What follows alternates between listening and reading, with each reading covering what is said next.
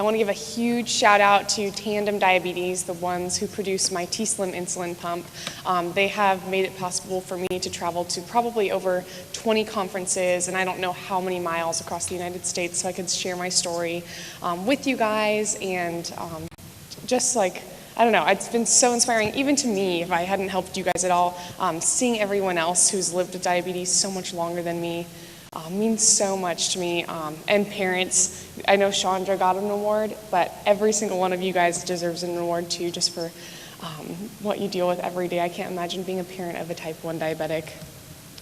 So as a disclaimer, I'm not a medical person, so any medical advice, make sure you, that I might say, make sure you go over it with your doctor. Okay, so first of all, February 12th, 2012 was the worst day of my life. I had been snowboarding the Saturday before, and you guys know the drill. I don't know if you guys go skiing in Missouri. Is there skiing here? Oh, yay, okay. Sometimes I go to places and they're like, no, it's Texas, you're crazy. So you get on the chairlift, you go up, you go down the run, you get on the chairlift, you go up, you get on the run. So this particular Saturday, I would put my skis on, I would get on the chairlift, I would go up, I would rush down, go to the bathroom, buy 3 water bottles, then go out of the lodge, put on all my stuff again, get on the chairlift, go up, and then usually find a tree to pee behind at the top of the mountain, and then rush down, take off my skis, go in the lodge, refill my water bottles, go to the bathroom. And so it was like noon, and I'd gotten 2 runs in, and I'd been really thirsty for a month probably, but it'd been awesome because I was getting out of class, and I was like, I have to pee again, yay, I barely have to go to school, I stay in the bathroom the whole time, this is awesome. But this time it was interfering with my skiing, or snowboarding, maybe I was snowboarding that day. And so I was really frustrated, and that was the first time I realized that I couldn't help it. Because beforehand I was like, I'm an athlete, I'm just drinking 8 gallons of water, the doctors tell you to drink 8 glasses, I'm just an overachiever, it's awesome. But at this point I was like, holy cow, I can't stop. And so I got on my phone and asked trusty Google what could possibly be wrong with me, and I figured it out. So I called my dad, who's a physician, and I was 18 at this point, so I was already moved out of my house, and he didn't see the signs the whole time. He probably could have caught it earlier. But I called my dad while I was sitting on the chairlift, and I was like, Dad, we need to talk. I've gotten into some trouble since I've moved out of the house, and I need you to not be mad at me. And he's like, okay, what's wrong? And I was like, I'm an aquaholic, and I need to go to rehab. I am addicted to water, and I cannot stop. And he's like, what are you talking about? And I was like, it's a thing. I found it on Google. And he's like, are you joking around with me? And I was like, no, Dad, I'm drinking gallons and gallons of water every night, and staying up all night, going to the bathroom, and now it's interfering with my snowboarding, and this needs to stop. And he's like, okay, well, if you're serious about how much water you're drinking, you probably have type 1 diabetes. And when he said diabetes, I was like, come on. I was like, so today, right now, I'm probably 150 pounds at 5'9", and that was my healthy weight in high school. But at that day, I was 110 pounds at 5'9". So I was super tiny because of the diabetes. And I was like, Dad, come on. I have lost 30 pounds in the past month. I cannot have diabetes. And he's like, okay, you have diabetes. We're going to the doctor tomorrow.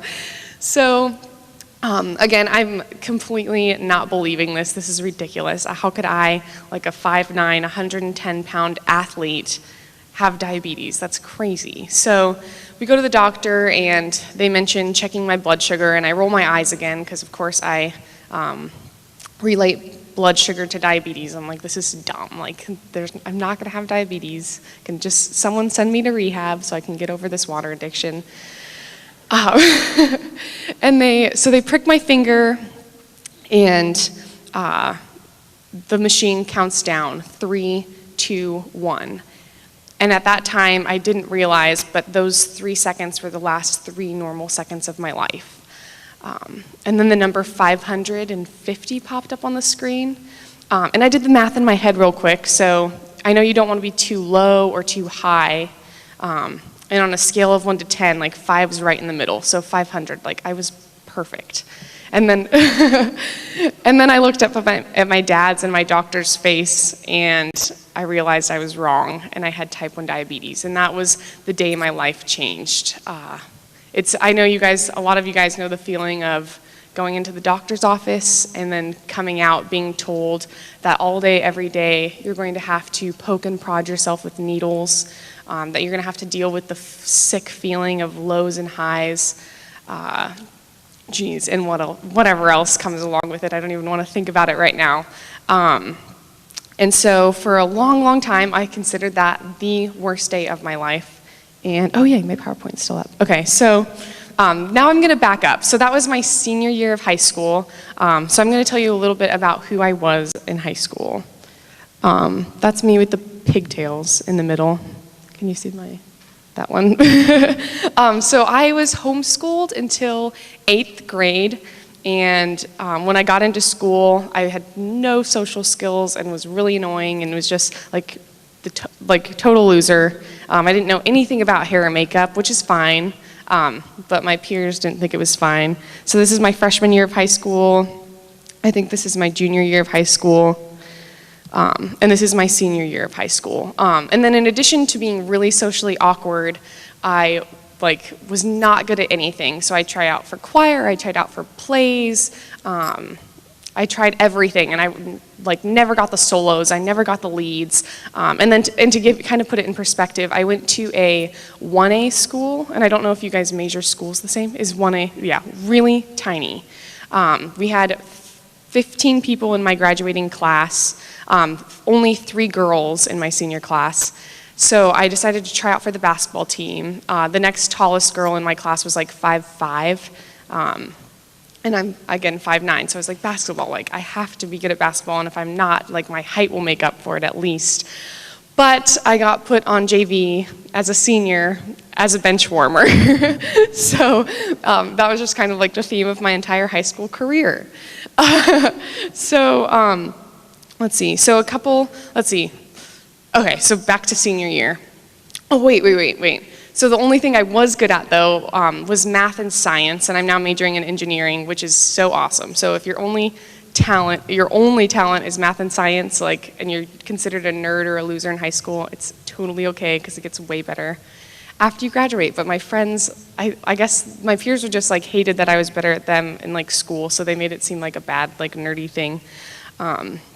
And I was just a loser in high school. So I get diagnosed with diabetes, and yes, the needles hurt, and yes, the blood sugars suck, but for me, I was most scared of being different. I did not want to put another thing on the list of things I was already being bullied for. And as many of you know, diabetes can definitely cause your peers to be mean to you for some, I don't understand the logic now that I'm grown up, but they would call it contagious, and they would be like, ew, needles, every time I'd try to give myself a shot. They would act like it was cooties, like it was contagious, or that they would blame me and say it was my fault for not eating healthy or something. So that was really hard, and eventually I ended up just giving myself shots and testing my blood sugar when I had the chance to go to the privacy of the bathroom, which was not as often as I should have been giving my shots and testing my blood sugar. So I was really out of control for probably the first 4 months of my diagnosis. And of course I did not want an insulin pump, because my peers would see it and make fun of that. I don't want to be attached to a machine the entire time. That's crazy. So a couple months go by, and I met this woman, the blonde lady, and she was Miss Idaho 1993, so before I was born. And her son actually went to school with me, and her son's friend was the only other type 1 diabetic in the school. So she knew I had diabetes, and she came up to me one day and she's like, "Hi, Sierra, I'm Rosanna, and I heard you were diagnosed with diabetes, and I run the Miss Magic Valley pageant program, which is my hometown, or home area, the Magic Valley. And I just wanted to tell you that Miss America 1999, Nicole Johnson, has diabetes, and I thought you would think that was cool. And I was like, oh, okay, that's awesome. But I kind of acted like it was all chill and stuff, and then I immediately Googled Nicole Johnson to see if she wore an insulin pump or like what that was all about. I just thought that was the coolest thing ever. And so this is Nicole Johnson, for those of you who have never heard of her, and she is awesome. She was Miss America 1999, and most importantly, she wears an insulin pump. And so up until that point, I don't know, I've just like any other adolescent girl, I've been bombarded by images in the media of these perfect, tall, skinny, airbrushed supermodels who are flawless and, of course, don't have an insulin pump. And so I automatically, I guess just in my mind, thought that everything that didn't look like that perfect supermodel was something that disqualified me from being beautiful. But yet here was Nicole Johnson, this perfect, amazing Miss America, who also wore an insulin pump. And I just thought that was the coolest thing. And something just clicked in my brain that like an insulin pump is not something that disqualifies me from being beautiful. Neither does anything else on the list of things that were making me different from my peers that I was being unnecessarily bullied for. And in that moment, it totally changed my entire mindset. And when I realized how empowering that was, I was like, I am going to go to Miss America someday and wear an insulin pump. And I turned to my best friend in class and told her that, and she was like, okay, like we're gonna buy tickets and sit in the audience? And I was like, no, I'm gonna compete at Miss America. And she's like, okay, whatever you say, Sierra. So, but I was determined. So I went and talked to Rosanna, so this lady. I was like, I want to compete in Miss Magic Valley. When is it? How do I do this? Blah, blah, blah. So a couple months later, I entered my first pageant, and guess what happened? I lost. This is me accepting my participation flowers on the side. That was okay, though. It was my first pageant, so, sorry. So I the way it works, by the way, is you would compete for like Miss St. Louis, and anyone can enter that if you fit the age ranges and stuff. And if you win Miss St. Louis, that qualifies you to go to Miss Missouri.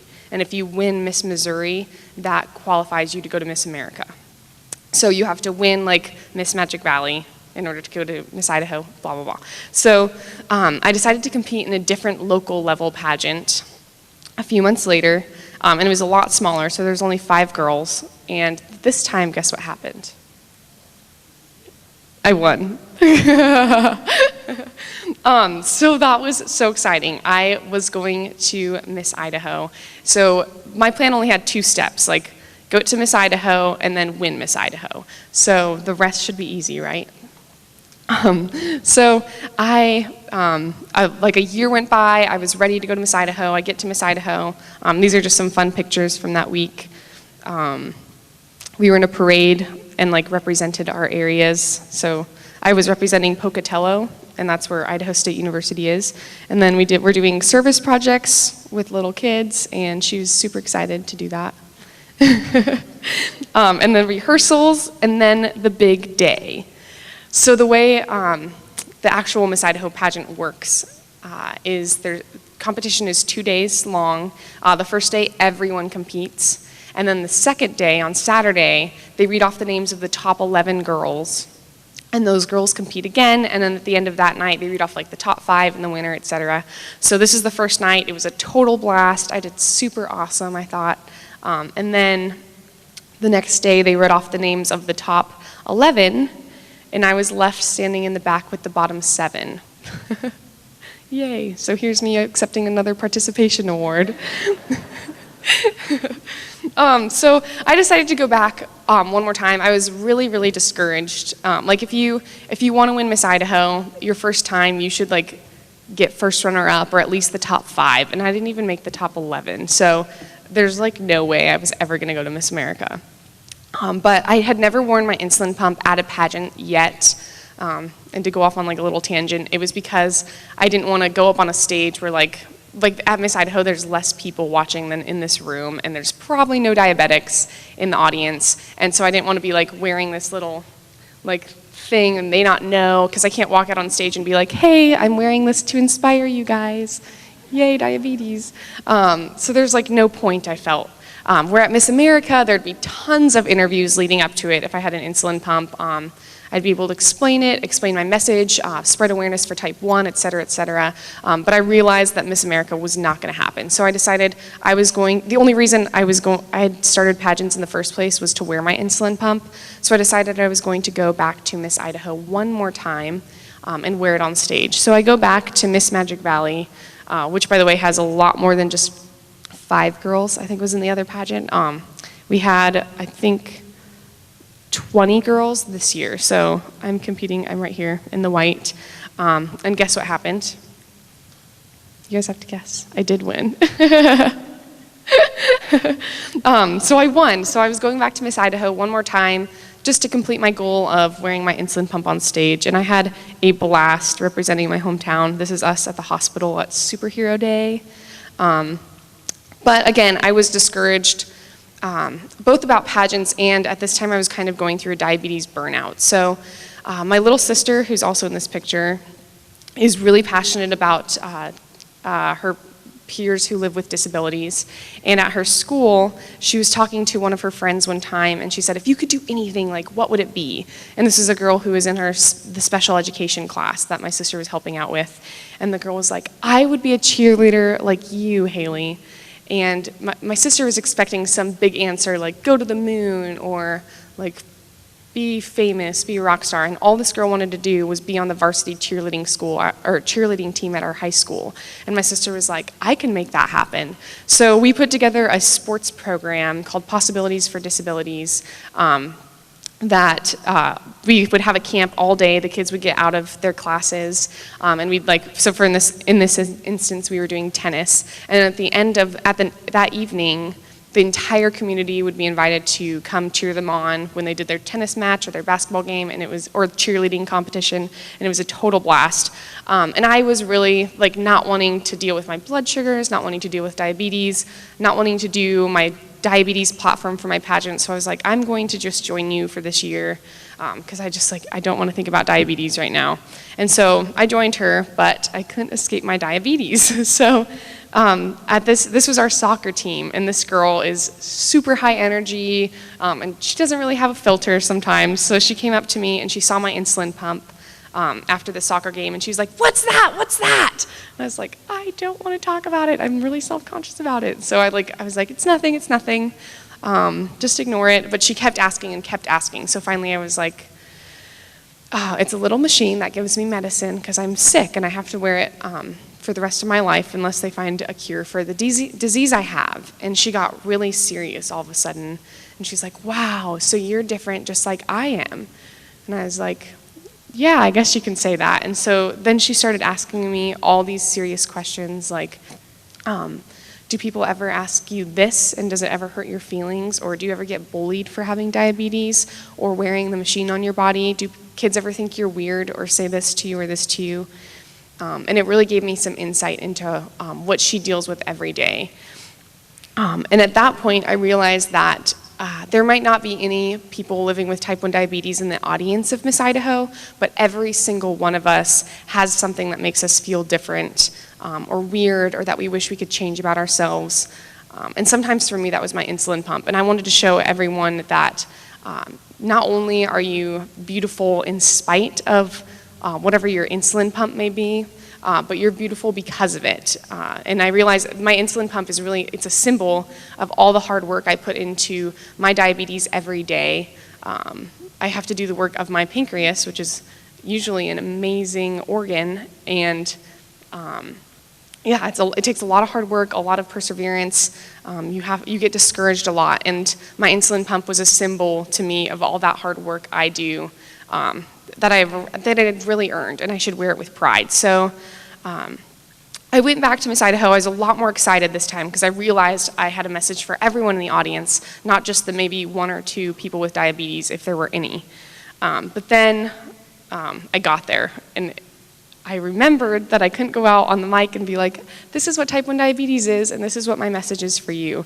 And I was in the dressing room. This is the first outfit we wore at the beginning for the opening number.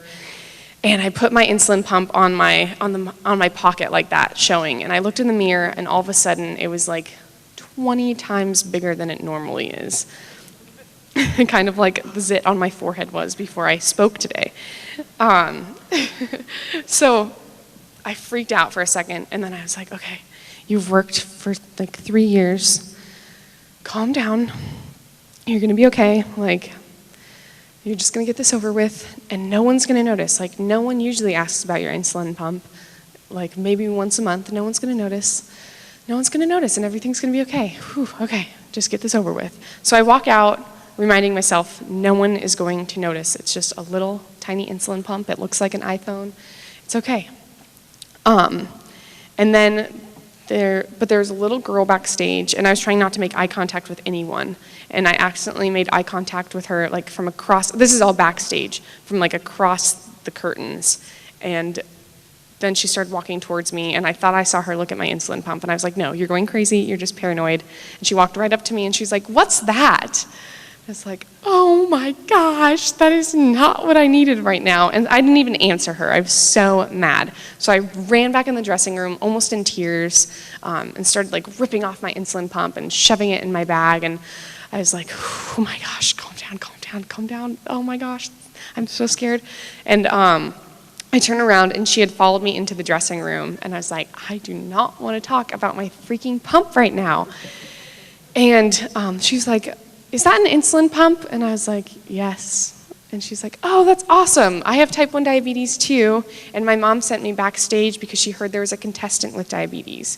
And at that moment, everything changed. And I was like, oh, okay, that's awesome. So we started talking about diabetes and instantly became diabesties.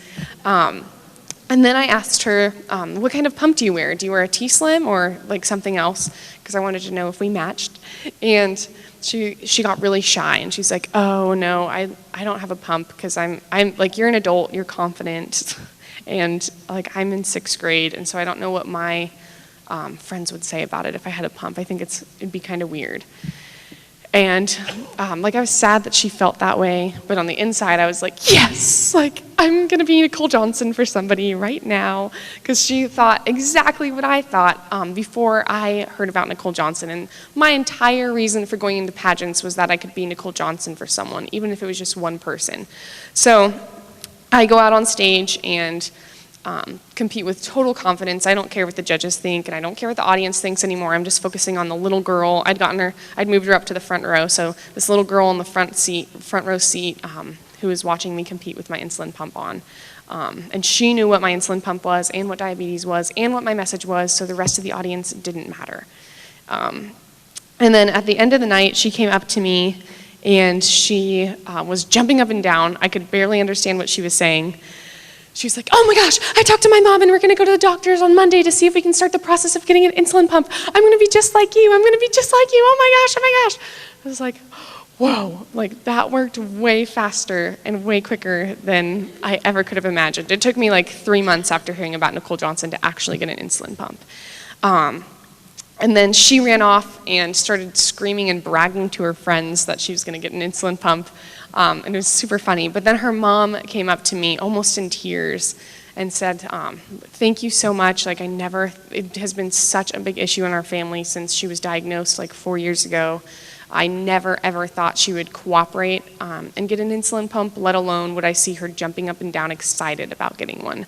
So thank you so much. I can like know that my daughter is safe, but also know that she's not self-conscious or embarrassed about the medical device that she has to wear. And so this is her.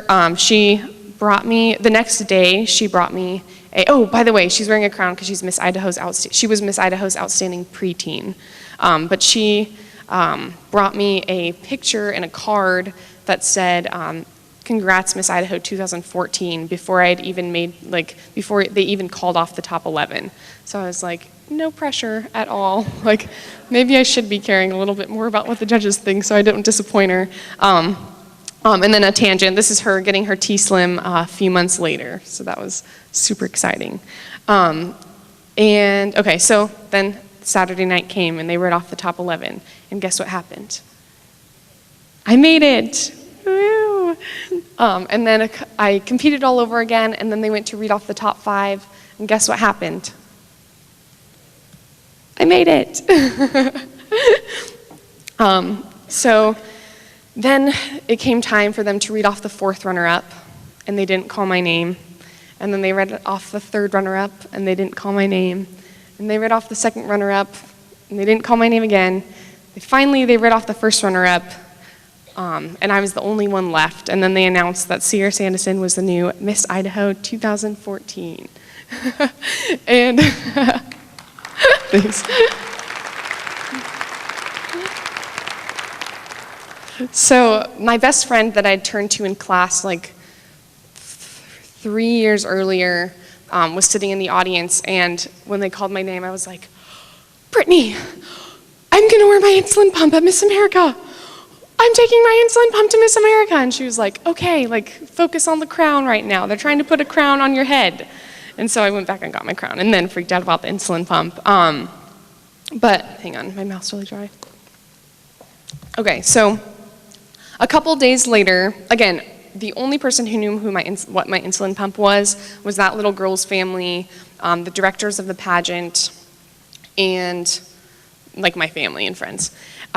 So it was like not a big deal at the pageant. No one really talked about it. But a few days after I won, I got a CD of all the pictures that had been taken at the pageant that night. And I think I'd posted a status about, or like thanking Nicole Johnson and telling the story how Nicole had inspired me, and in turn I'd been able to inspire that little girl, McCall. And people had, I'd tagged Nicole in it, so people were like, we want to see a picture of your insulin pump. We want to see a picture of your insulin pump at the pageant. And so I found this one, and which kind of is embarrassing now, because now there's a picture floating around like that online. But it definitely is the one that makes my insulin pump most obvious, and that makes me most vulnerable. And I posted it online, again telling the story of how Nicole had inspired me, how I had been able to inspire McCall, and how I was now going to fulfill my dream of wearing my insulin pump at Miss America. And at the end, I asked my diabetes peers to post their own pictures online with the hashtag #ShowMeYourPump. And then I went about my day. Miss America prep is crazy, so for like 3 months, all day, every day, you're doing like interview prep, go to the gym, talent practice, voice lessons, lunch, and then you go to modeling class, and then you go to the gym again, and then you study for interview, and then blah, blah, blah. So it's a crazy, crazy hectic schedule. And I did not have my phone or computer on me because it was like too distracting. And I get back to my house at that night, and I look at my phone, and the post had thousands of likes and thousands of shares, and it had gone totally viral. And I got on Instagram, and there was like 4,000 pictures of with the hashtag #ShowMeYourPump. And I was like, holy cow, okay. And I had emails from, like she said, People Magazine, Dr. Oz, The Today Show, blah, blah, blah, blah, blah. And that just made my Miss America prep schedule even more of a whirlwind, but it was so much fun. So in the months leading up to Miss America, I was on the cover of Diabetes Forecast magazine. I flew out to NYC to be interviewed by Dr. Oz. But the highlight of my journey was when I got to Miss America, thanks to you guys in the diabetes community, I was voted into the top 15 and became the second Miss Idaho in history to be a finalist at Miss America. So thank you so much to you guys. I never, ever thought, like, as Miss Idaho, I'd make the top 15. And that really meant a lot to me because if you guys watch Miss America, we compete for like 2 weeks leading up to the televised one. And so by the time it gets to the televised one, they're only showing the top 15. So only the top 15 get to appear on television. So thanks to you guys, I got to wear my insulin pump on stage at Miss America in front of millions of people. So thank you so much. And then I came home from Miss Idaho, and since then I've just been traveling to conferences, speaking on the weekends between school, and I have met so many amazing people along the way, and now I look back at my February 12th, 2012, my diaversary, not as the worst day of my life. While it will never be a pleasant one, I realize that it is one of the most important things that ever happened to me, and I am really grateful despite all the awful things that diabetes adds into your life. But one of the things, my book, Sugar Linings, is about finding the bright side of type 1 diabetes, and one of the biggest things I talk about are diabesties. So this girl on that side of me, her name is Hadley, and I met her, I flew out to Cincinnati to go to a conference there, and she was kind of in charge of organizing me getting there. And I was expecting to see a 35-year-old woman when I stepped off the plane because she was so mature and awesome over email. But she was 16, and I spent the week with her, and we had so much fun. And to this day, she's one of my best friends. And we can talk about The Bachelor, or we can talk about boys, or we can talk about, I don't know, whatever else girls talk about. But most importantly, either I can vent about my diabetes, or if we're eating together and I'm testing my blood sugar or giving myself insulin, we don't have to talk about it. It's almost like an escape from diabetes, being around a diabestie, because they don't have to ask you questions about your disease, and that's so relieving sometimes. So one of my biggest sugar linings is Hadley, and she's my diabestie. So my message to you guys is, first of all, whether or not you have diabetes, or even in addition to your diabetes, we all have things that make us different, that we wish we could hide, that we are sometimes ashamed of, or wish we could change. And I really want to encourage you to learn to not only tolerate and accept those things that make you different, but also learn to love and embrace them, because they are what make you you, and being unique is awesome. So I know it's a challenge to sometimes learn to love the things that society has told us are ugly or different, but I really encourage you to start a journey into doing that. And then in addition to that, we're all going through difficult things, whether it's diabetes or something else, and I encourage you to look for your sugar linings. And mine, in addition to diabesties, let's see, first of all, strength is an obvious one. Whenever we go through something difficult, like diabetes, it really prepares us to go through other difficult things in our futures. And I always tell little kids, if you give yourself multiple shots a day, or have to deal with putting a Dexcom or a pump site on, none of your peers can do that. You guys are Superman. So it really, yeah, if you can do that, you can do anything. And I really encourage you guys to remember that. And that is true for any difficult thing you're going through. They teach us a lot.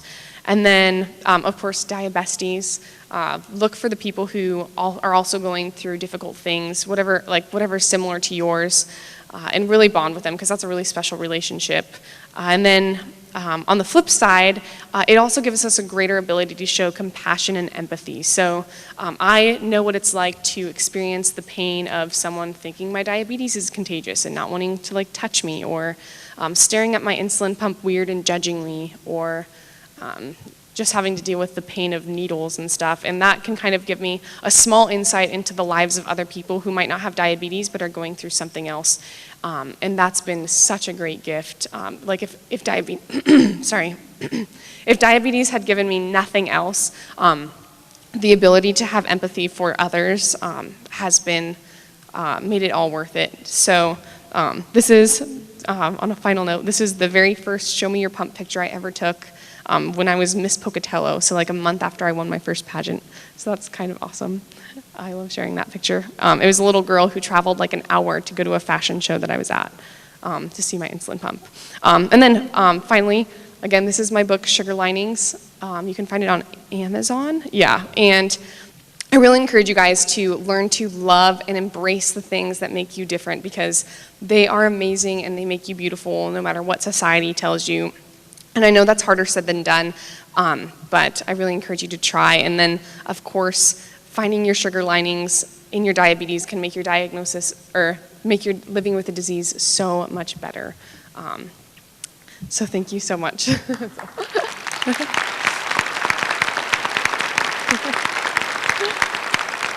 And then, do we have time for question and answer? Okay. Do you want? Go ahead. Do you have your book with you today? I don't. She asked if I had my book with me today. I just had like a carry-on suitcase, so I didn't bring a bunch, sorry. But it is available on Amazon. And also you can get an autographed copy on my website, and you can like leave a little note like who it's for, so I can write like, to Jane, and then a message about whatever they're going through. So I do that every day when I get home from work, sign books and send them off. So those are available at sugarliningsblog.com, or you can get an unautographed one at Amazon. Yeah. Like you, I was also diagnosed whenever I was 18, a senior in high school. What do you think are the differences, whether make it easier or harder being diagnosed later? Yeah, I think there's pros and cons to both sides. So I hear a lot from the younger people who are diagnosed that they are glad that they don't know anything else and that it wasn't like a big transition for them. And I can't speak for like that area because I've never lived it, but that's what I've heard. And I think it's important that everyone like try to be grateful for whatever circumstances they are given. So whenever you were diagnosed, like cling to the pros. But I'm glad I was diagnosed at 18. My parents never had to really deal with it. My mom is still one of those people who are like, oh my gosh, you're low, here's some insulin. And sometimes my mom and dad are asked to like speak at diabetes conferences as like a parent's perspective, and I'm like, they're busy. Like, my dad knows about diabetes, but he never has to like parent a person with diabetes besides paying for the bills. He pays for my insulin still. Yeah. So that's awesome. Being diagnosed before, when do you get off your insulin or your insurance? It's 26. Yeah, that's awesome. I did get to skip puberty, and I've heard that is hell to go through with hormones and blood sugars. So I've always been in pretty good control because of that. So, well, when I work hard at it, I can be in good control. Which the first 4 months were bad, but and then I got to live 18 years without it too. So that's awesome. And I think. Let's see. Yeah, I don't know. I couldn't really compare them really well because I wasn't diagnosed at 5 and 18, but I'm grateful for when I was diagnosed. And if you were diagnosed young, look for the sugar linings of being diagnosed young too, because I think it's important to have as much of a positive attitude as possible when given such an awful disease. Okay, anyone else? I can't tell if that person's coming. Yeah. She asked how old I was. I just turned 22. I had a normal 21st birthday party, but besides that, I haven't really, I don't know, I don't really, I didn't go to like, I don't live on campus. I do classes like while I work, so I like basically went from high school to being like normal adult life. But I drink like a couple glasses of wine at night, and it doesn't really do too much to me. But I guess, so tips that I've heard that I like never super got into practice is if you are going to drink, kids who are about to go to college, make sure you eat beforehand and don't bolus all the way for that food, because alcohol makes you crash down low. And let's see, I don't know. Again, this is medical advice. Don't take it from me. Go to your doctor too. I don't know. I'm not really good at the alcohol advice because I don't have too much experience with it, but it's definitely something to think about. And we can talk about it more in the teen deal. We can go into more details about it. But it's important to be safe. So definitely learn about it if you're going to drink with diabetes. Anyone else? So where do you go to college, and what? Where do I go to college? Here, I'll answer that in a second. Yeah.